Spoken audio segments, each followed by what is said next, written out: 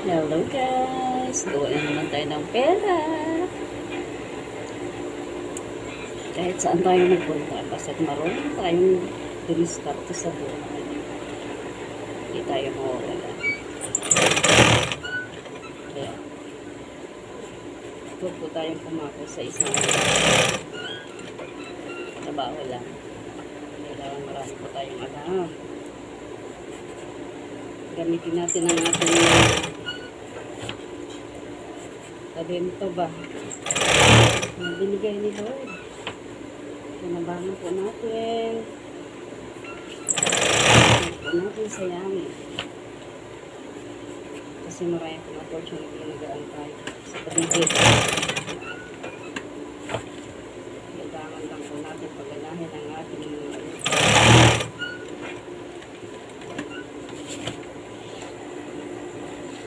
napakasarap po ng trabaho. Basta alam mo, maayos lang ang ginagawa mo.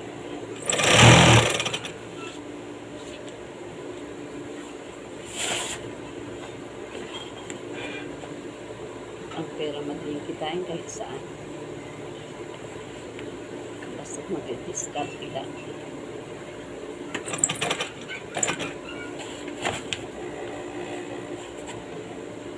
At syempre, ang halaga ng ating kalusugan. Kaya ingatan mo ang ating kalusugan. Ang pang-ulang-ulan na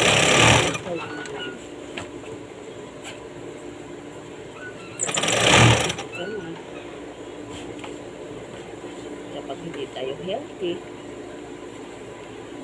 hindi tayo wealthy.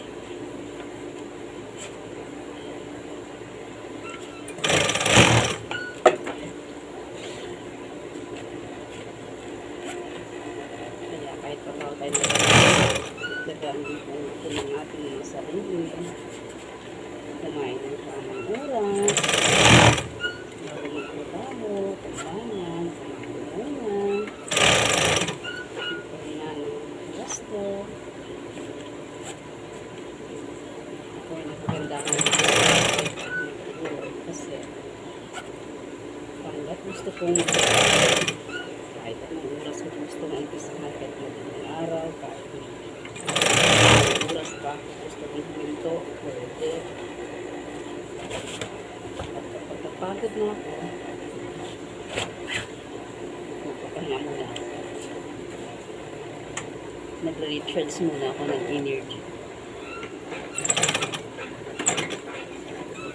Kapag napag-recharge na, tuloy-tuloy na naman. Ganun lang naman po. Kailangan lang natin mag-recharge kapag nalulubat na tayo. Huwag naman po yung sagad-sagad din natin. Kahit lubat ka na, tuloy-tuloy pa. Dito, kahit magpuyat ka, sigurado ang kita. Mas malaki ang kita. Sa ibang word, kahit abutan ka ng madaling araw o umaga, ang kita mo nakafix lang sa gabi. Maray kong sa malulog.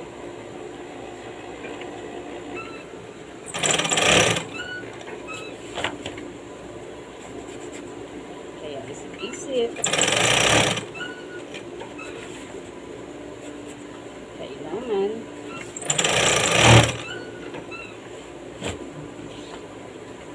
ibig natin ang ating mga utak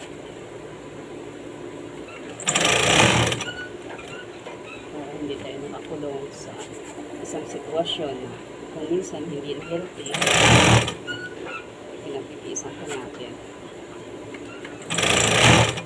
na pwede naman na bagong sitwasyon.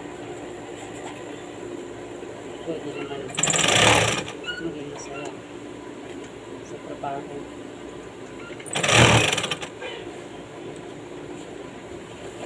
Sa yung trabaho ko ng trabaho, hindi ka naman masaya dahil sa mga toxicity bumibili sa paligid.